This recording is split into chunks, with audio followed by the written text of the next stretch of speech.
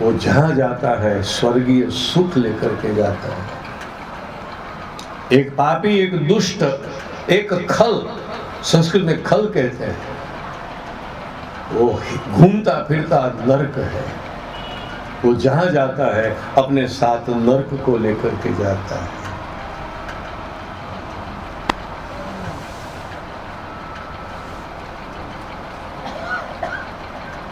धर्म के स्वरूप को बैल कहा।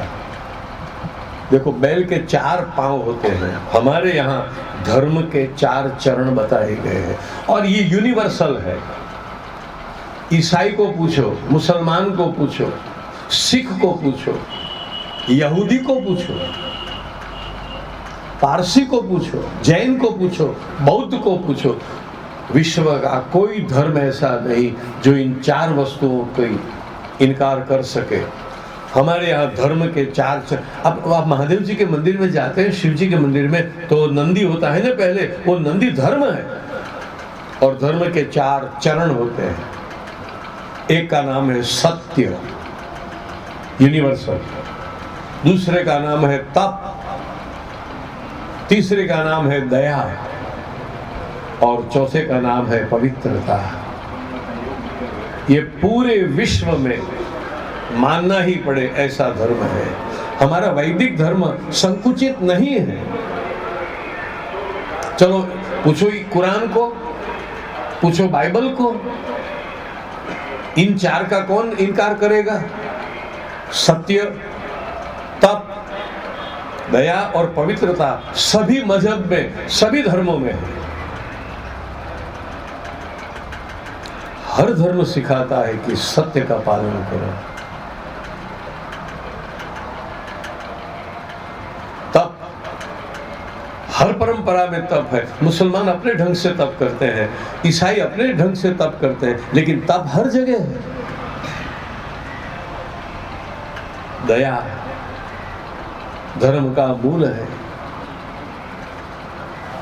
हर धर्म दया का आधार है। कलयुग ने ये किया था, 3 पांव तोड़ दिए थे, वो सत्य के ऊपर खड़ा था। और देखो, तब कोई तोड़ सकता है, दया को कोई तोड़ सकता है, पवित्रता को भी खंडित कर सकता है, लेकिन सत्य हमेशा अखंड रहता है। सत्य सत्य ही रहेगा। तुम सोने का हाथी बनाओ, सोने का कोई शैतान बनाओ, सोने का सांप बनाओ, बिच्छू बनाओ, कुछ भी बनाओ, लेकिन सोने को सोना ही रहना पड़ेगा, और कुछ नहीं बना सकते। कुछ भी करो, सोने का राम बनाओ कि रावण बनाओ, सोना तो सोना ही रहेगा। सत्य अखंड होता है और इसीलिए कलयुग 3 चरण तोड़ पाया, चौथा नहीं तोड़ पाया। राजा परीक्षित ने ये टूटे हुए जो उसके चरण थे उसको ठीक कर दिया। कलयुग को आज्ञा की तू चला जा यहां से। कलयुग ने कहा महाराज मेरा समय है इसलिए मैं आया हुआ। अब हम दुखी हो जाए, गर्मी क्यों पड़ रही है, गर्मी क्यों पड़ रही है, लेकिन इसका ये समय है, ये काल धर्म है और समय पे समय का काम तो होता ही रहता है। किसे अच्छा लगता है बुढ़ापा, लेकिन आएगा। कौन चाहता है कि सूर्य ढल जाए, लेकिन ढलेगा। ये समय का धर्म है।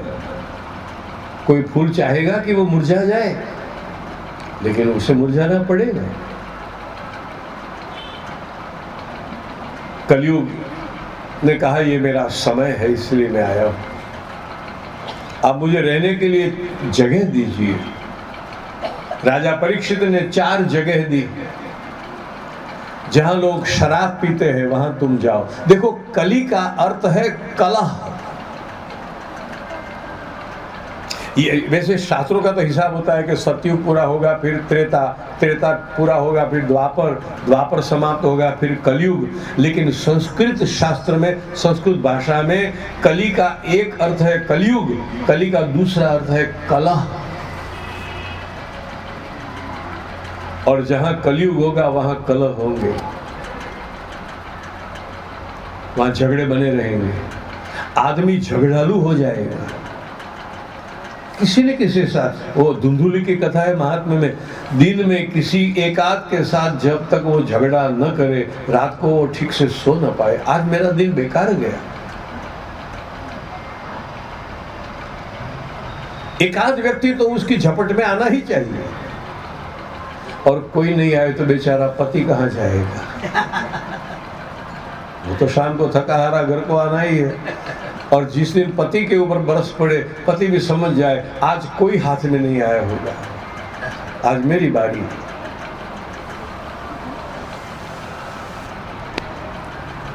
कली का अर्थ है कलह।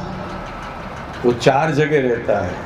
द्यूतम, जहां लोग जुआ खेलते हैं वहां झगड़ा होगा ही, वहां बैर होगा ही, आपस में दोस्ती होगी तो टूट जाएगी। कलयुग की 4 जगह है।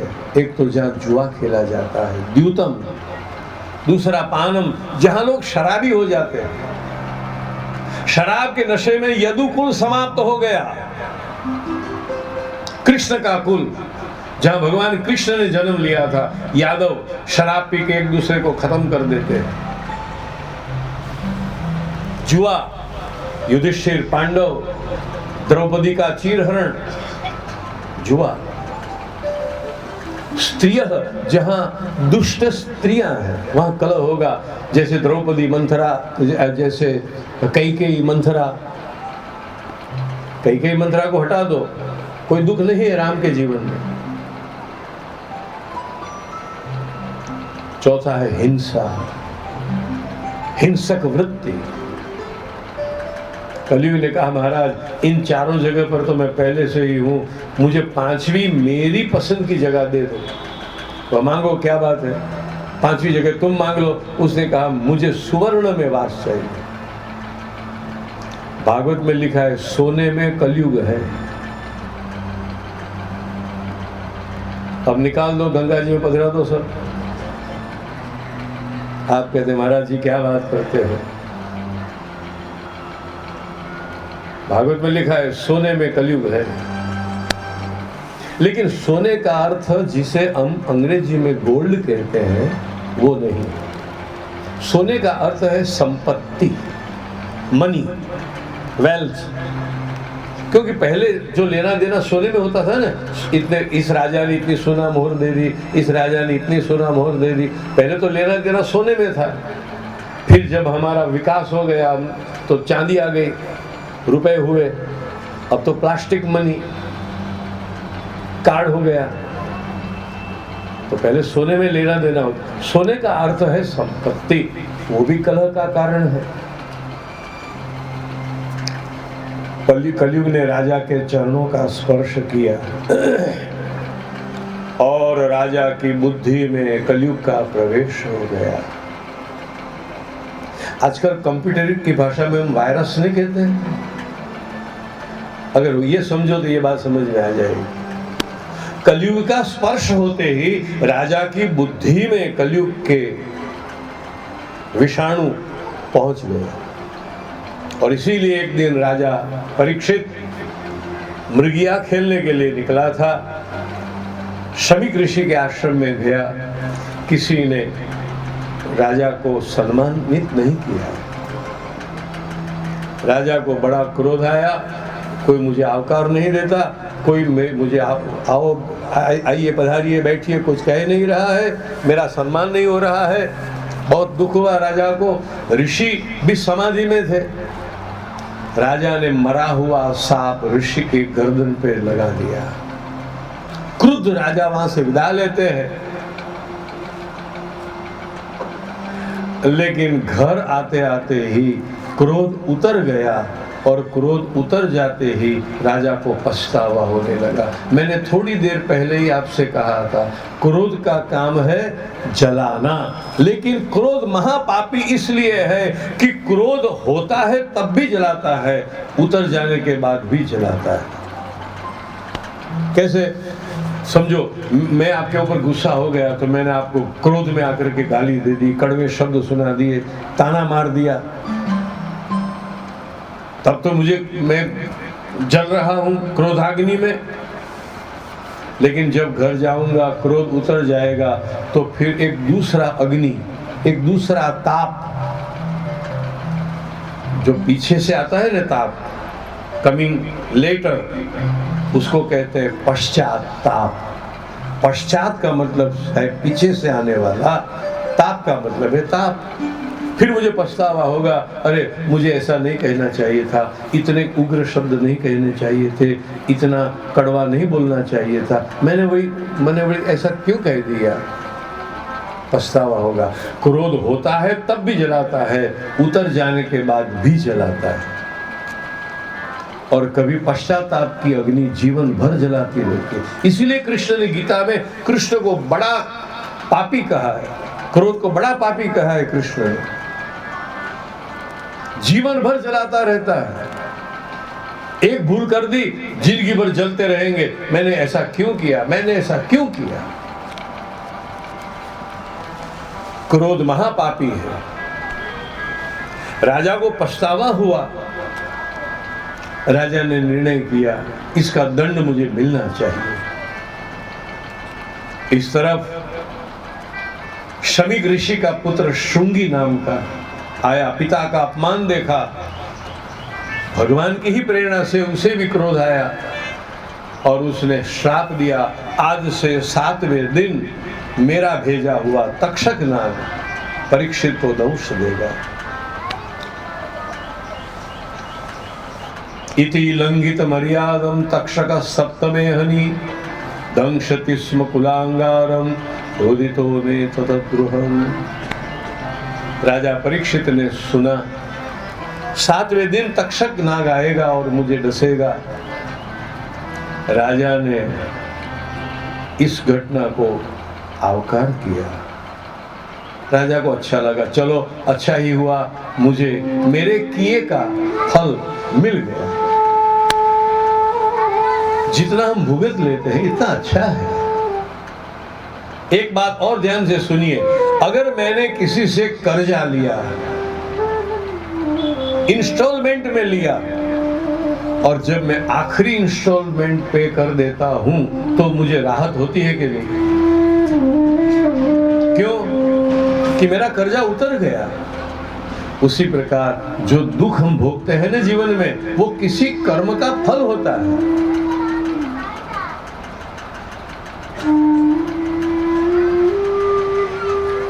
उस फल को भोग लेने के बाद हम उससे मुक्त हो जाते हैं, कर्जा उतर जाता है।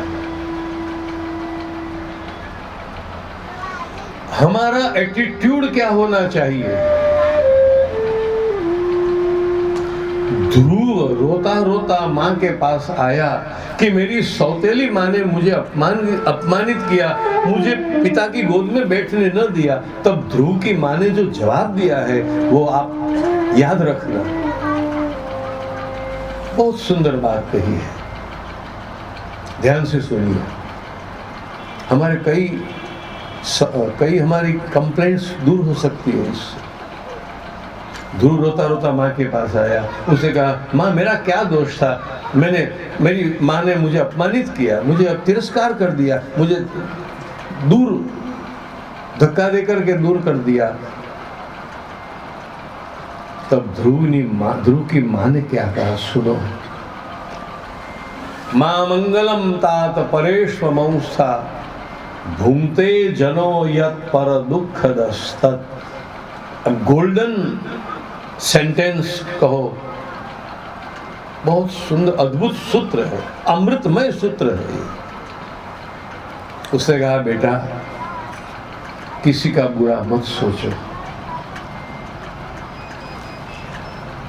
तेरी सौतेली माँ बुरी है इसलिए उसने तेरे साथ ये व्यवहार किया, ऐसा मत सोच। किसी जन्म में तूने या मैंने उसे दुखी किया होगा, उसका फल ये है कि आज वो हमें दुख दे रही है। आपने बात सुनी ध्यान से? हम जो दुख भोग रहे हैं वो किसी की बुराई का परिणाम नहीं है, हमारे किसी न किसी कर्म का वो फल है।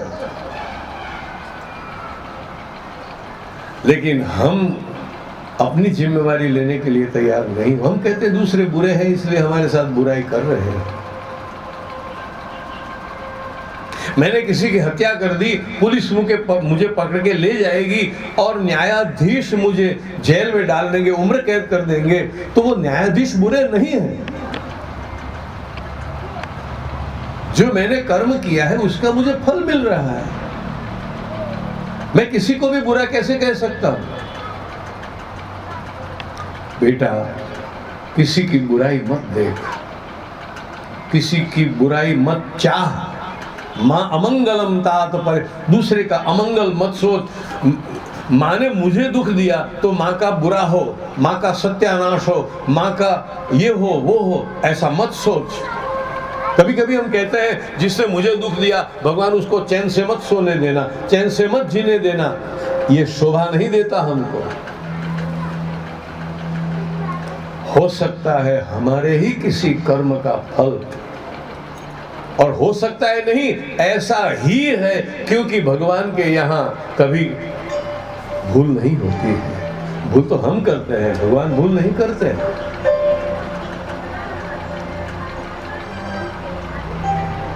वो कर्जा पूरा हो गया, हम कर्जे से मुक्त। हर दुख हमें किसी न किसी प्रकार के कर्जे से मुक्त करता है, और कर्जे से मुक्त होना तो अच्छा लगता है। हम लास्ट चेक लिख दो, आप लास्ट इंस्टॉलमेंट भर दो, फिर आपको कितना अच्छा, हाश अब कोई किसी को कुछ देना नहीं है, मैं मुक्त हूं, मैं ऋण मुक्त हो गया। ये तो बहुत अच्छा लगता है।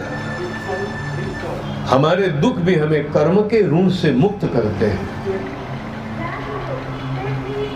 दुख दुखी होने के लिए नहीं है। सुखदेव जी के मुख से राजा परीक्षित ने ये सब आगे भी सुना है। अच्छा, अब अन्न जल का त्याग करके परीक्षित गंगा किनारे आकर के बैठ गए। जब परीक्षित गंगा किनारे आकर बैठ गए तो अत्रि, वशिष्ठ, व्यास, पराशर, विश्वामित्र आदि अनेक ऋषि महात्मा, भारत भूमि के सब महान ऋषि मुनि गंगा किनारे आकर के बैठ गए हैं राजा परीक्षित के आसपास, क्योंकि इनको पता है कि यहाँ भागवत कथा होने वाली है।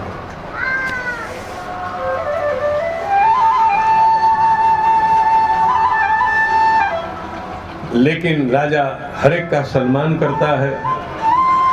राजा का मन भी प्रसन्न हो गया। इनमें से एक का आशीर्वाद मिले तो मेरी मृत्यु सुधर जाए, तो इतने ऋषियों का समाज है, मेरा मरण मंगल हो गया। लेकिन ऋषि मुनि सब मौन थे, क्योंकि ये जानते थे कि ये मुनियों के भी जो मुनि हैं वो पधारने वाले हैं। इतने में तत्रा भवद भगवान व्यास पुत्रो यदृच्छया गामटमानो नपेक्ष अलक्षलिंगो निजलाभ तुष्टो वृतश्च बालैरवधूत वेशः। इतने में ही श्री सुखदेव जी महाराज वहां प्रकट हो गए। बोलिए सुखदेव जी महाराज की। कैसे लग रहे थे? 16 वर्ष की काया है, दिगंबर स्वरूप है, सुंदर नेत्र है, बहुत ही सुंदर केश है, चौड़ी छाती है, गहरी नाभि है, मुख पर सुंदरता है, आजान बाहु है। 32 लक्षण बताए गए, 32 लक्षण। सुखदेव जी के आते ही पूरा ऋषि समाज अपने स्थान से उठ खड़ा हुआ। सभी ने जय जय घोष कर दिया, सुखदेव जी महाराज की। क्या आपको पता है सुखदेव जी कौन है?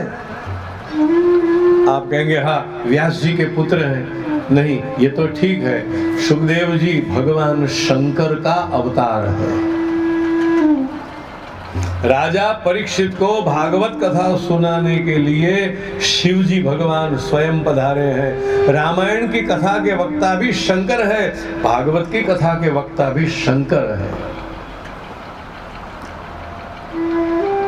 ये भागवत की इतनी महत्ता क्यों है कि उसको रचना की व्यास जी ने, वो विष्णु के अवतार है, वेद व्यास। व्यास भागवत के रचयिता विष्णु के अवतार है और भागवत के वक्ता शुकदेव भगवान शंकर का अवतार है। शिव जी को भगवान की कथा करना और सुनना बहुत ही अच्छा लगता है। रामायण में तो ऐसा लिखा है कि अगर कोई श्रोता मिल जाए तो वो समाधि छोड़ देते हैं और कथा करने बैठ जाते हैं। जो सुख होत गोपाल ही गाए। सूरदास जी का पद ध्यान से सुनो।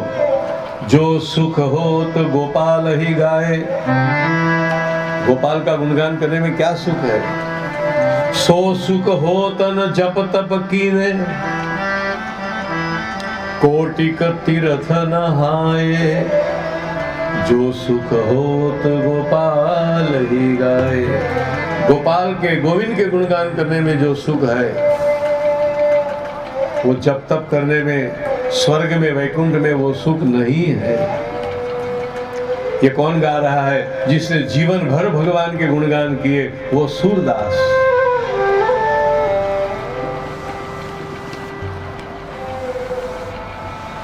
दिए लेत नहीं चार पदार्थ। चार पदार्थ, धर्म अर्थ काम और मोक्ष।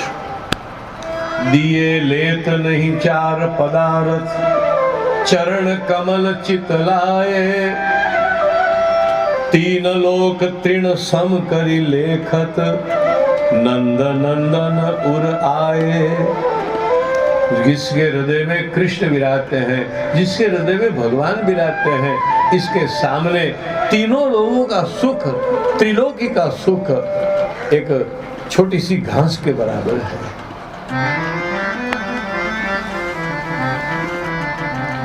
बंसी बट वृंदावन जमुना, बंसी बट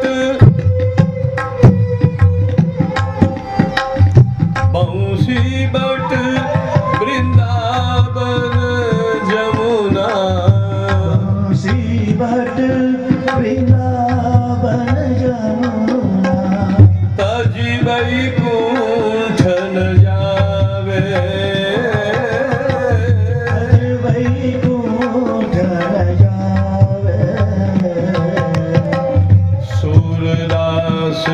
हरि को सुमिरन कर। सूरदास हरि को सुमिरन कर। बहुरी न भव जल आवे। बहुरी न भव। जो सुख होत गोपाल ही गाए। जो सुख होत गोपाल ही गाए। गोपाल ही गाए। गोपाल ही गाए। जो सुख गोपाल के गुणगान में है, गोविंद के गुणगान में है, वो कहीं पर भी नहीं। इसका प्रमाण, इसका सबूत शंकर भगवान खुद है। कोई नहीं होता है, समाधि में बैठे रहते हैं, किंतु यदि कोई श्रोता मिल जाए, देखो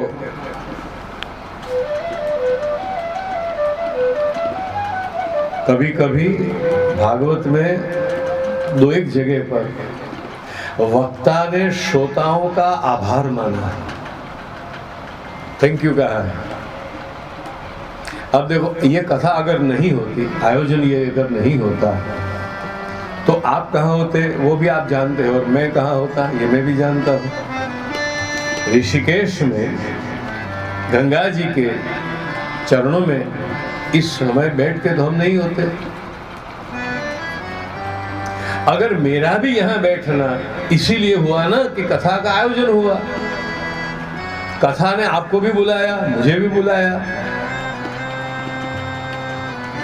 और यदि आपने भागवत कथा नहीं रखी होती तो वक्ता के हृदय से जो कथा के श्लोक, कथा के प्रसंग, कथा के जो सिद्धांत है वो कैसे निकलेंगे?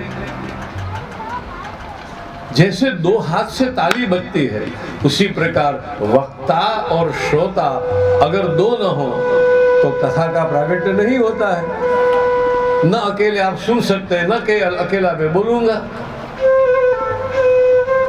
तो वक्ता का श्रोता के ऊपर और श्रोता का वक्ता के ऊपर आधार है, दोनों एक दूसरे के ऊपर निर्भर है। अगर कोई श्रोता मिल जाए तो शंकर अपनी समाधि छोड़ देते हैं और ये सिद्ध करता है कि समाधि में जो सुख है उससे अधिक सुख कथा में है, सत्संग में है।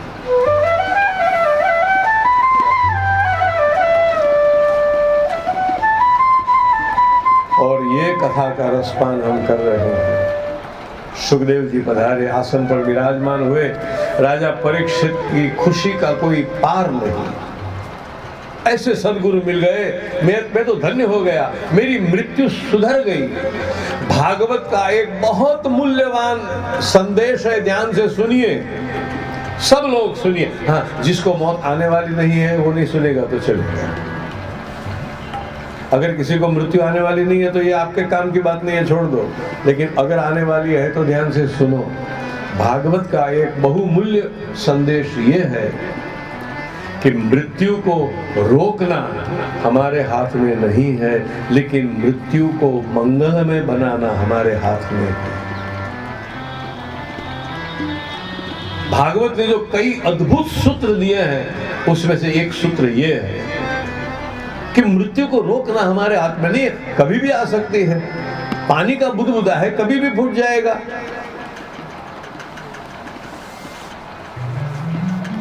आगाह अपनी मौत से कोई बसर नहीं।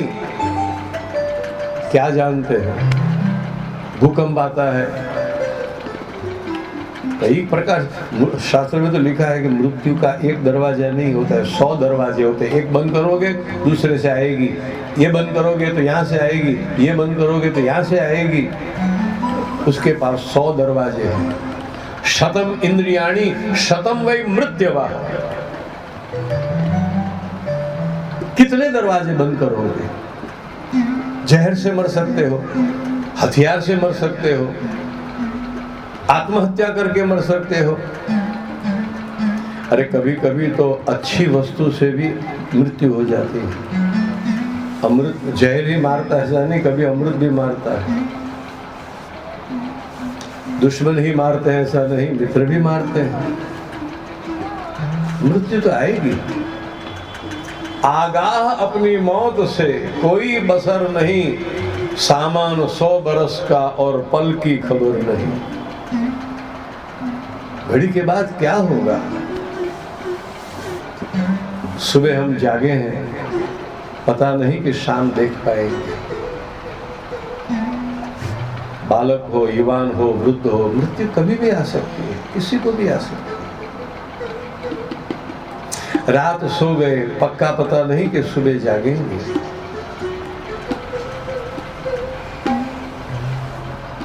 पानी केरा बुदबुदा अस मानुष की, हर किसी वस्तु का भरोसा कर सकते हो।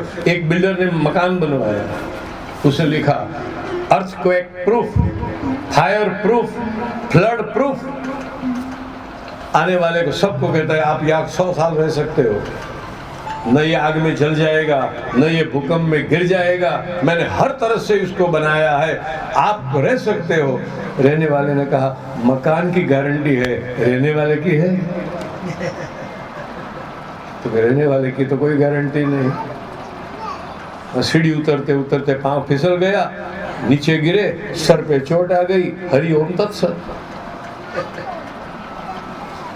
गारंटी वस्तु की दी जा सकती है, व्यक्ति की नहीं। कभी भी मौत आ सकती है। इसीलिए प्रतिदिन एवरी मॉर्निंग भगवान का एक वरदान समझ के शुरू करो। हम हमेशा कहते हैं ना गुड मॉर्निंग, लेकिन without god morning there is no good morning. Without god morning there is no good morning. सुबह उठते ही पहले किसको याद करते हो? अखबार को। कुछ लोग अखबार के इतने दीवाने होते, उठते ही अखबार आ गया, अरे आने वाले दे, अखबार आएगा, अखबार की क्यों चिंता। जागने के बाद कुछ क्षणों के लिए अपने इष्ट देव का चिंतन करें। ये तुम्हारे पूरे दिन का चार्जिंग है। कुछ लोग ऐसा सुबह में ही मोबाइल लगा देते हैं, पूरी बैटरी कर दो, दिन भर कहीं पर भी घूमे तो चिंता नहीं। इसीलिए हम सुबह को, जल्दी सुबह को हम कहते हैं ब्राह्म मुहूर्त। ये भगवान का समय है, गॉड टाइम है। तो सुबह में उठते ही कुछ क्षणों के लिए जितना आपके पास समय हो, आपको आश्चर्य होगा, ध्यान से सुनो, आपको आश्चर्य होगा, खुद कृष्ण जब सुबह में जागते हैं तो पहले स्वरूपस्थ हो जाते हैं। हम तो पलंग से छलांग लगाते हैं नीचे, चाय आ गई, अखबार आ गया, अरे क्या करते हो? रात रहे जाहरे पाछली खट घड़ी, साधु पुरुषे सुई न रेवो, निद्राने परहरी समरवा श्री हरि, एक तू हेम कहूं। जब थोड़ी रात शेष रह जाती है तो जागते ही, नींद को दूर करते ही प्रभु का स्मरण करो। अब ये चैनल वाले भी, एफएम वाले, रेडियो वाले भी सुबह सुबह में तो भजन रखते हैं, इनमें भी इतनी अकल है। फिर इतना खून हुआ, इतना वो सब बाद में सब न्यूज देते हैं, शुरू में तो वो भी भजन रखते हैं, और हम उठते ही क्या करते हैं?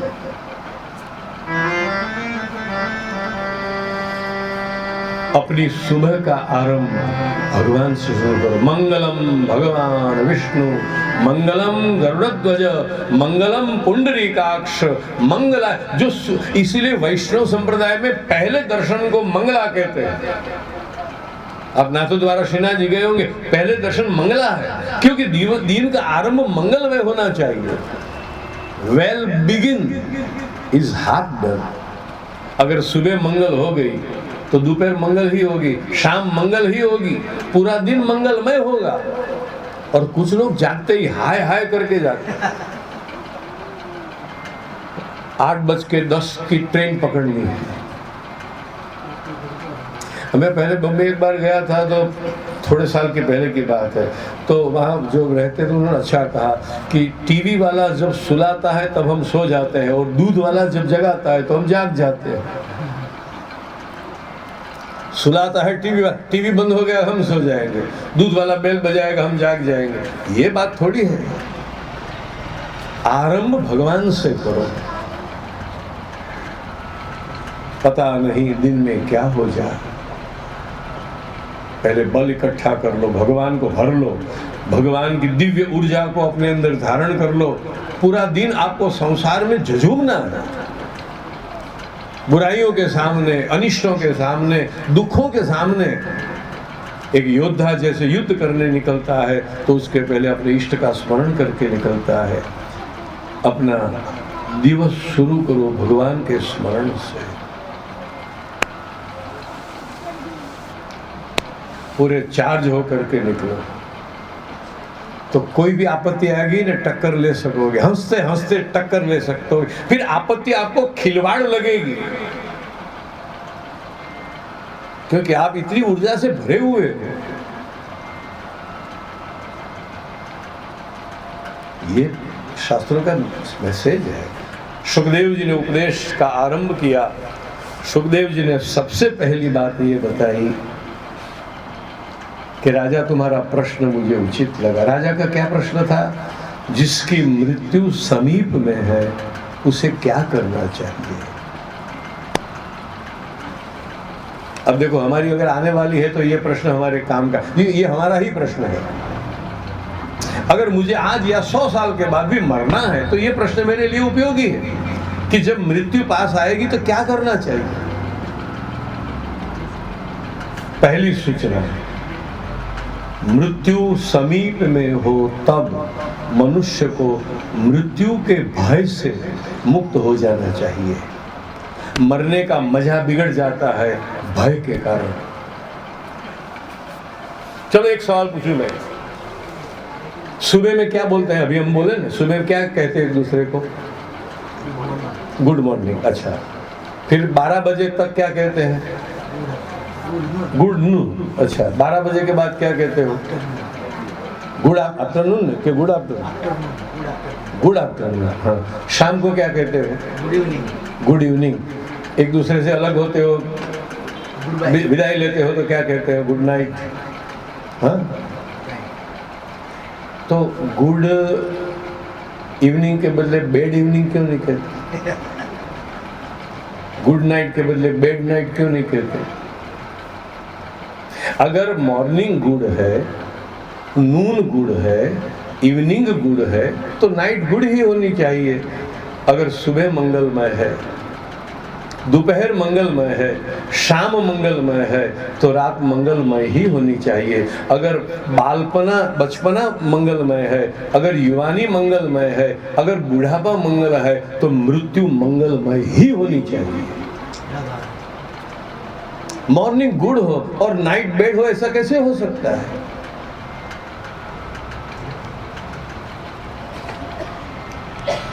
यदि भगवान का आश्रय बना रहेगा तो बचपन, युवानी, वृद्धावस्था और अंत में मृत्यु, ये चारों मंगलमय रहेंगे। मैं कल भी कहा था, विदा लेते समय हमें हंसते रहना चाहिए। रोए रोने वाले हम क्यों रोए? अच्छा, कोई मृत्यु, किसी की मौत होती है तो हम क्या कहते हैं?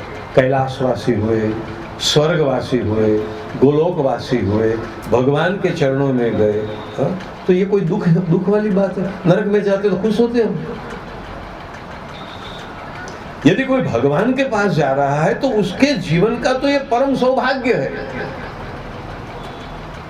न दूसरे की मृत्यु दुखदायी हो सकती है, न अपनी मृत्यु दुखदायी हो सकती। हम भगवान के पास जाते हैं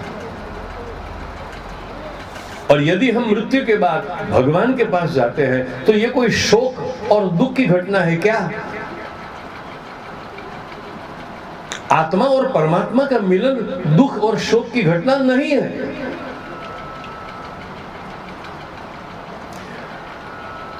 जेल में जो कैदी होते हैं वो रिहाई के दिन जितने निकट आते हैं इतने दुखी होते हैं कि खुश होते हैं? हाँ? क्यों खुश होते हैं? कि फिर वो मुक्त हो जाएंगे, जहाँ चाहे जा सकते हैं, जहाँ चाहे जो खाना चाहे खा सकते हैं, बंधन से मुक्त हो जाएंगे। वो तो दिन गिनते हैं, कभी 1 महीना बाकी रहा, 15 दिन बाकी रहा, अब हफ्ते के बाद तो मैं बाहर चला जाऊंगा। तो जो कारागृह से, जो जेल से निकलता है वो तो खुश होता है। हाँ, उसके जो साथी होते हैं वो बड़े दुखी हो जाते हैं, वो कहेंगे हम तुमको मिस करेंगे भैया। तो दुखी उनको होना हो तो हो, जो अंदर रहने वाले हैं, जो निकलने वाला है, जो मुक्त होने वाला है, वो क्यों दुखी होगा? और वो ऐसा कहेगा आप लोग बहुत दुखी हो तो घबराओ नहीं, 1 हफ्ते में कुछ करके आ जाऊंगा, ऐसा थोड़ा कहेगा वो। ये संसार तो दुखों से भरा हुआ है, संसार दुखों से भरा हुआ है और भगवान आनंदमय है। तो यदि कोई भगवान के पास जाता है तो वो दुखद घटना नहीं है। आप याद रखो, यदि जीवन विकास है, जीवन में विकास है ना, बच्चा युवान होता है, युवान बड़ा होता है, जीवन है विकास, तो मृत्यु है विश्राम।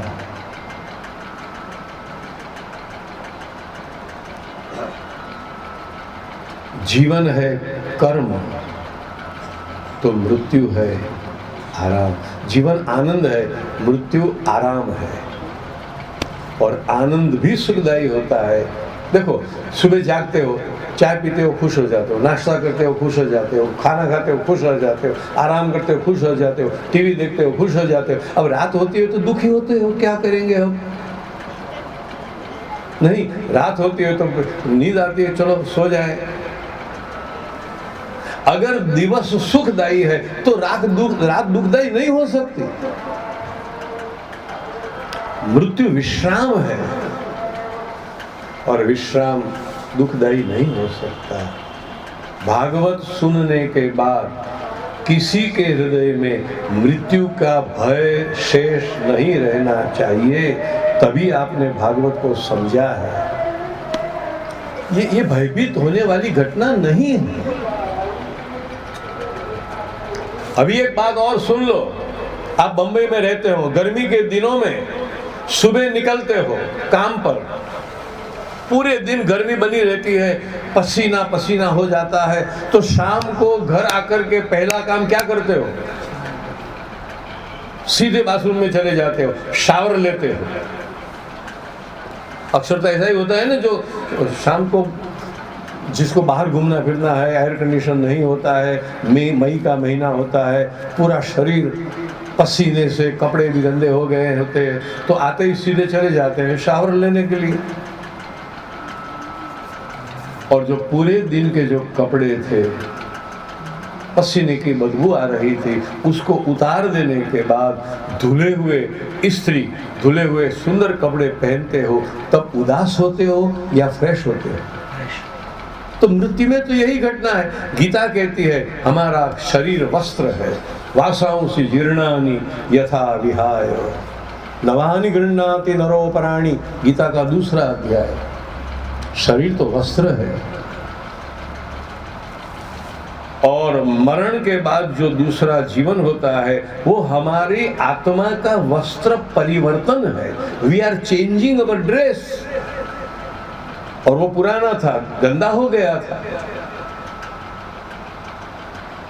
शरीर पर झुर्रियां पड़ गई है, शरीर टेढ़ा हो गया है, खाना हजम नहीं हो रहा है, आंख से ठीक से देख नहीं पाते, कान से ठीक से सुन नहीं पाते।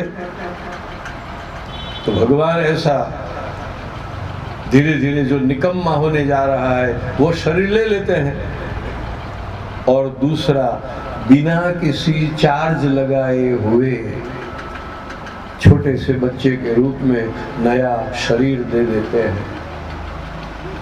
उसमें कुछ पेमेंट नहीं करना पड़ता है, बिल्कुल फ्री। और कभी देखा है छोटे से बच्चे का शरीर कितना कोमल फूल जैसा। तो भगवान का उपकार मानने के बदले हम भगवान से झगड़ा करते हैं, मौत आ गई, मौत आ गई, मौत आ गई। भागवत सिखाती है मृत्यु मंगल घटना है। क्यों दुखी होते हैं? गंदे कपड़े उतार करके नए धुले हुए कपड़े पहनना कोई अमंगल घटना नहीं है। उसी प्रकार वृद्ध शरीर को छोड़ करके नूतन शरीर धारण करना तथा देहांतर प्राप्ति। मृत्यु का अर्थ शरीर का विनाश नहीं, मृत्यु का अर्थ नया शरीर पाना। अच्छा, नई पुरानी गाड़ी बेच के नई गाड़ी खरीदते हो तब तो खुश होते हो, पुराना घर छोड़ के नई हवेली में जाते हो तब तो खुश होते हो, पुराना दागीना सोने के जो गहने होते हैं वो सोनी के वहां दे करके, सुनार के वहां दे करके फिर नए बनवाते हो तब तो खुश होते हो। हर वस्तु नई सुखदायी होती है, तो नया जीवन क्यों सुखदायी नहीं होता? और मृत्यु का अर्थ है नूतन जीवन का आरंभ। It is not end of life, it is the beginning of new life. मृत्यु नव जीवन का आरंभ है। लेकिन ये बात हम नहीं समझते हैं तो दुखी हो जाते हैं, मेरा क्या होगा, मेरा क्या होगा। ऐसा मत सोचो। जीवन जीने का भी एक मजा है ना, तो मरने में भी एक लिज्जत है। वो तो जब मरे तब पता चले। आज क्या बताऊं मैं आपको, माँ ही पढ़ा ते महा सुख पावे। जिसने वो मजा लूटा है उसको पता है कि मृत्यु का भी एक आनंद है। अगर मैं फिर से कहूं, बचपना भी एक आनंद है, युवानी भी एक आनंद है, बुढ़ापा भी एक आनंद है, तो मृत्यु भी एक आनंद ही है।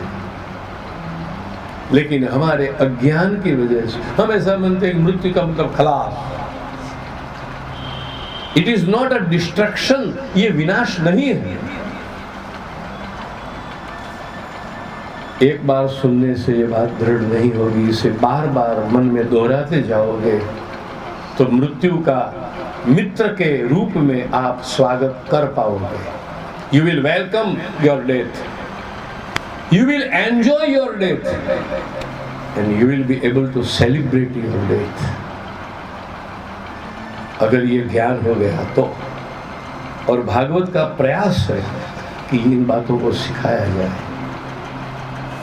आज का समय हमारा हो चुका, लेकिन ये बात जो अंत में कही गई वो बड़ी उपयोगी बात है, क्योंकि